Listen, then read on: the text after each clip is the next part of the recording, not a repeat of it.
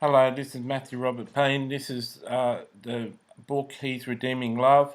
This is chapter 95, and this chapter is called First Ministry Trip.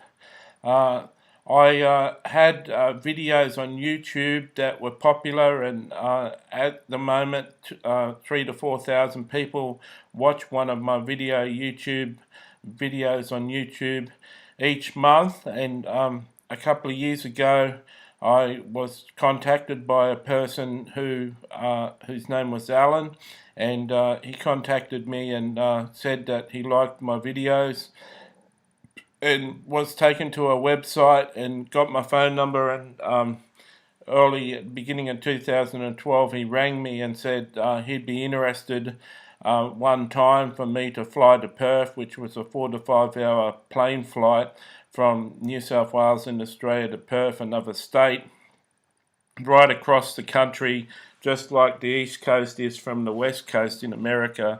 It's about that far on a plane. And he said that he'd be interested, that he runs a home group and a small home group that he ministers to people in certain locations, and he'd be interested in me coming over and doing a ministry trip. Well, we talked on the phone a few times, we exchanged emails, and around about September 2012, I took a break from the Salvation Army op shop and went on a 1 week ministry, or close to 2 week ministry trip over to Perth. It was exciting for me because the trip was paid for, return tickets were paid for, my accommodation was paid for, all the meals were paid for. I could eat what I wanted. Home meals were cooked for me. Takeaway meals were given to me. I was taken on sightseeing trips of the city, and got the chance to minister 3 times whilst I was over there.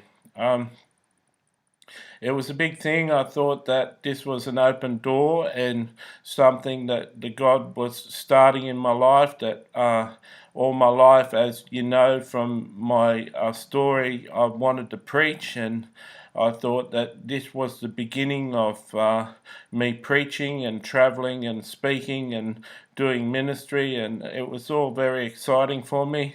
I remember catching the plane over and watching 2 movies on the plane, and I watched an Australian movie called Red Dog, and it was an exciting movie about a dog that was a friend of a guy's and used to travel in cars and trucks and everything, and he became a best friend. It was a really memorable movie. And when I got over there, I spent about 4 days with Alan, and we got to know each other. We talked a lot and spent some time together. He cooked some nice meals, and we shared some nice chocolates. And then I had my first ministry experience at a house, and we had a certain number of people come over, and I preached a sermon to the people. And then what I didn't realize was that Alan wanted me to prophesy over everyone in the room, so I launched off.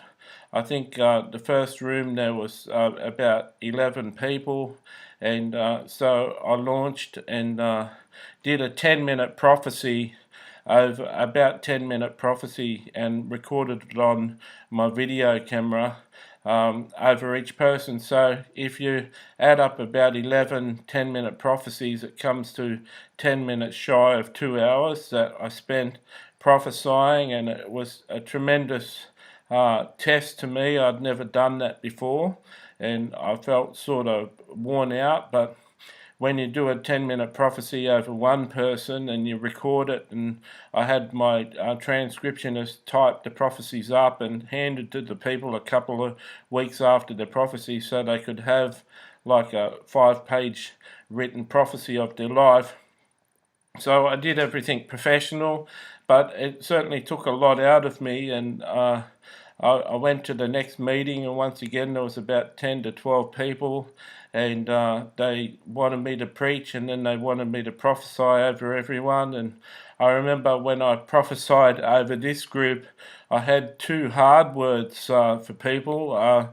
One of the words I gave a woman was that she continually asks for prophecies and goes from person to person seeking prophecies, and she's got all these ideas and plans that she wants to do for God, and yet God keeps on telling her to do certain things, and she refuses to do the certain things. She wants all the good stuff out of life and wants to do all the good things, but she refuses to do the things that God has told her to do more than once. And he said to her that the good things aren't going to happen until you obey me and do what I've told you to do. And you and I both know what those things are that you've been told to do. And so you can wait as long as you like, but you're never going to get the good things until you've done the things I've told you you have to do. And she wasn't very impressed with a prophecy, that woman, and it's one of the first hard prophecies that I'd given before. Then I had another prophecy for another woman that was a hard prophecy, saying that she's in a testing time and God is going to test her and put her through a refiner's fire and give her a trial and refine her like gold. And although it's inspiring, it's not the sort of prophecy you want, because you want good things coming to yourself and you certainly don't want a trial. And so I remember that. I remember the message I gave those people that I preached was a good message, but I didn't record that on video. I wish I had recorded it. I would have liked to replay that for myself. So before that happened, I rang my mother and I said, can you pray for me to have the grace to be able to prophesy over the people today? I feel the pressure that they want me to prophesy after I preach. And so it was a bit of a stress to me. And then the third time we had about 15 people, and I had to prophesy over all of them. And this time they asked me, they didn't want a sermon, but they wanted me just to prophesy over the people. But this time I was encouraged because 10 of the people were young girls that had come from abusive situations and drugs and coming out of foster homes and were staying at a shelter for girls that have been abused or in serious condition. And it was like a rehabilitation centre, Christian-run centre.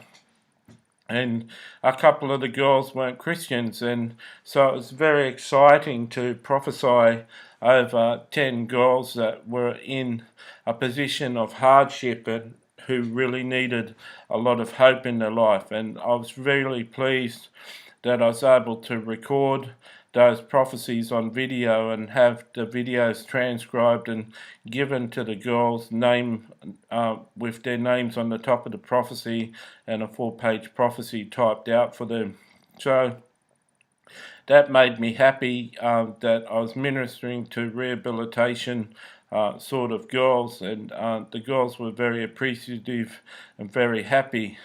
On that ministry trip, I felt sadly that I was wanted more for prophecies than I was wanted to preach, and I think that I had some interesting messages to preach, and I think I've got a lot to offer people in sermons, and I don't think I'd like to go and just simply go to a church and prophesy over everyone in a church.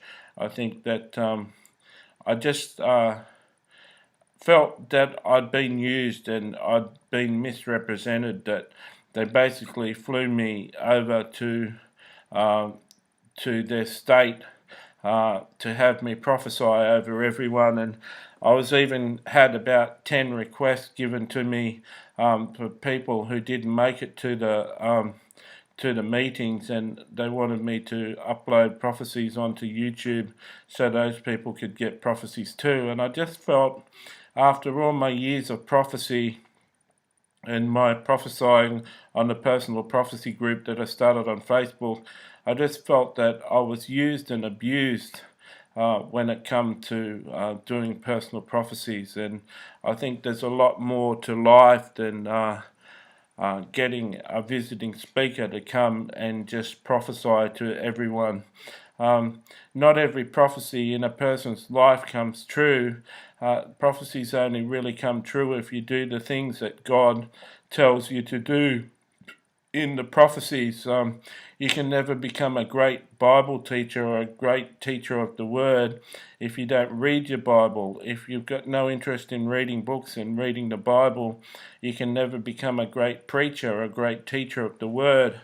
And so if your prophecies tell you that you've got to spend more time in the Word and spend time with me, and you don't do that with God, well, then He just has to delay the time that it takes for you to become a preacher, because you're not doing the hard yards and you're not doing the homework that you need to do to become that successful preacher that He wants you to be. So a lot of people listen to prophecies and like all the nice things in the prophecies, but they don't do the things that God tells them to do. So some people run from prophecy to prophecy but don't really achieve much, and some of the prophecies don't really come to reality in their life. So I felt saddened by the trip. I certainly realised that this is par for the course.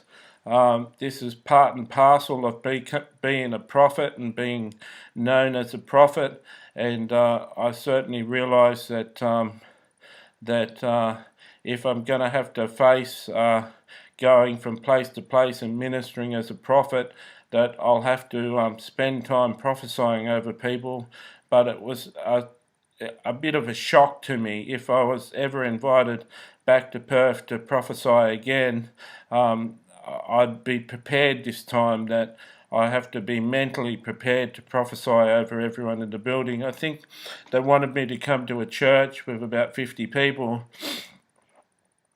and they wanted me to come back again and give a prophecy to everyone at the church. Well, 50 people, even if you only did a prophecy for 1 minute, it would be 50 minutes. So 5 minutes each person would be about 4 or 5 hours you'd spend prophesying. And it takes a lot of emotional and spiritual energy to speak on behalf of God for 5 hours straight. A lot of people can't do one prophecy, and let alone speaking on behalf of God, and it's a tremendous responsibility to come before a person and say that God is saying what you're saying and you're not making it up yourself. So the ministry trip was exciting, and I was glad that I went. I was glad that God had opened a door and given me an opportunity to be paid for a trip to another state and be looked after and shown around and treated nice. And yet I was saddened by the fact that I'm called to be a prophet, and sometimes that will mean that I feel like I've been abused. God bless.